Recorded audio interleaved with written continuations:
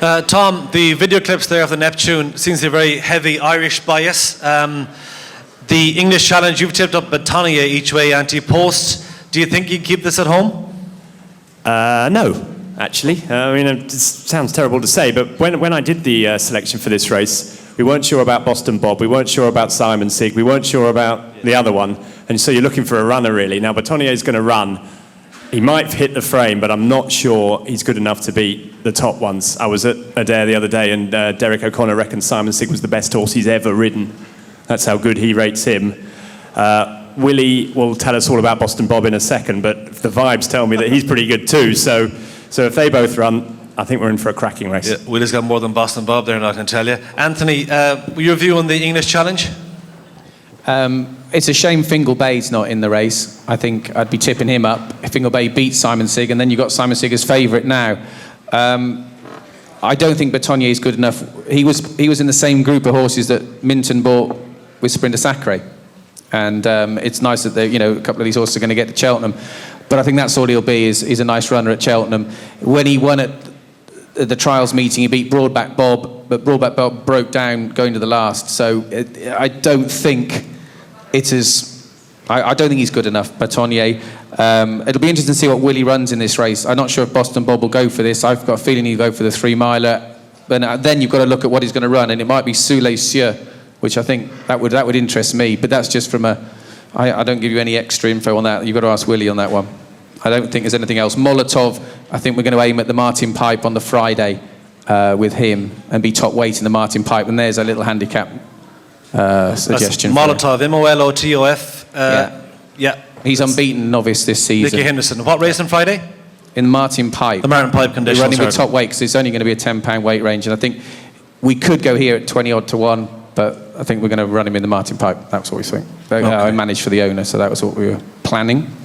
Okay, Davey, Make Your Mark is the highest rated Chickenstown horse in this race. Does he run, and will you ride him? Again, yeah, I suppose will he be better man to answer that, and I imagine if he does run, I will ride him. And I like the horse. He's a very, very nice horse. He won his point-to-point on good or better ground, and I suppose the day he won his bumper, it wasn't that soft. It was early on in the year, and I'd imagine better ground would bring out improvement in him, and that's the one thing I love about horses going to Cheltenham, that if they have that improvement left in them for better ground, it increases their chance anyway, Yeah, no, we saw him finish third to Boston Bob in the first clip there. He travelled in the straight and seemed to be full of running, and then didn't find much. Is the ground? Is that what you put it down to? I'd say it could be a combination of things. It was only his second start over hurdles, and going to the second last, I think I had all bases covered. Obviously, I knew Ruby was behind me, but I was very, very happy. And maybe at the back of it, I wasn't as happy, and I drifted out for a bit better ground.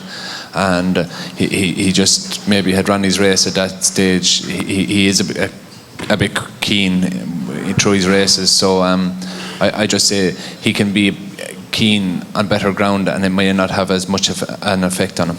Okay.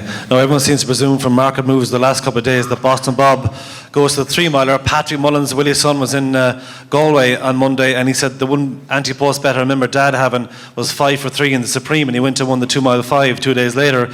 So maybe we shouldn't read too much into that, Willie. We know from today's Racing Post that you don't make your mind up about this race for a couple of days. So just individually, I suppose Boston Bob, he's a horse, I know that he's Colin Murray's nap for the festival. He's a horse that both you and he like a lot.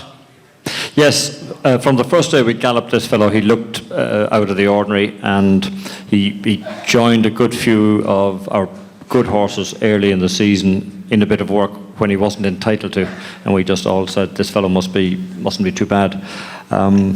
This race I've got Make Your Mark, Sulasov, Felix Younger, Simonin as well, and I've got to try and find, if I can find a winning opportunity for one of those horses in one of, I don't know whether Boston Bob goes there or goes for the other one. Make Your Mark, bit late to tell Davey worked very well yesterday, so I'd say he's sorted there. I just thought when Beneficent beat Sulasa in Leopardstown the last day, I think all the jockeys were probably watching each other and not watching the horse in front. Now maybe Beneficent is a good horse and he'll come along and beat everything in Cheltenham. But I just wonder as that happened. I still haven't lost faith with Sulasa. Felix Younger did it very well in Naas the other day, came back to 2 miles, so he's bred to stay a trip. Simonin is a horse that I think at 25 to 1 in whichever race I run him, he could be an each way value too. But if you want to know about Boston Bob, he's doing everything right, and when I decide which race, it won't be until I have a look at the confirmation of entries for the 3 mile race, the Albert Parr, that I'll make any decision. It's just hard. I mean, a lot of you are probably wondering why I don't do it, but if I say one race now and then something happens, one of my other runners, and we have to do a switch around late in the day, then everyone will be giving out, but you said so-and-so last week, so I find it's just better to say nothing until we see what we get all the horses over there and see how they travel, and then I can make up my mind with a lot clearer picture. Okay, that's fair enough, Willie. Thank you. Paddy, Boston Bob is a favourite, I think, with yourselves, along with Simon Sig. No 7-year-old has ever won this race, and only one favourite in 10. Stats are against him and Simon Sig. What do you think? Well, if money is anything to go by, Willie, you're running Boston Bob in the other race. Simon Sig, in a way I kind of hope he does run in the other race, because Simon Sig is going to shorten up, I'd say, even more. He's a big hype horse, plenty of talk around about him. They're raving from the rooftops about him in 7 Barrows. To me, he looks like a real bridle horse. He's loomed up to the horse of Philip Hobbs that day, and he looked like he was going to destroy him, and he just fell in a hole. And then he went to Kelso, and he didn't have to come off the bridle. I think there's no doubt he'll come off the bridle in this race, and I'd have a serious doubt as to what he'll find when he does come off it. So he'd definitely be for laying anyway. Okay, Anthony, would you share those concerns, by the way, about Simon Sig? Well, basically, they told me don't run Molotov against it, so they're obviously pretty happy. But yeah, you've got a point. I mean, we won't know till it really happens. He didn't look. We were all a bit disappointed at Sandown when Fingal Bay beat him, but I think Fingal Bay is a hell of a horse. Okay, thanks, Anthony. You have to remember he won year bumper in Punchestown, which has a great record of producing Grade 1 horses. It was won by Last Instalment and so on and so forth.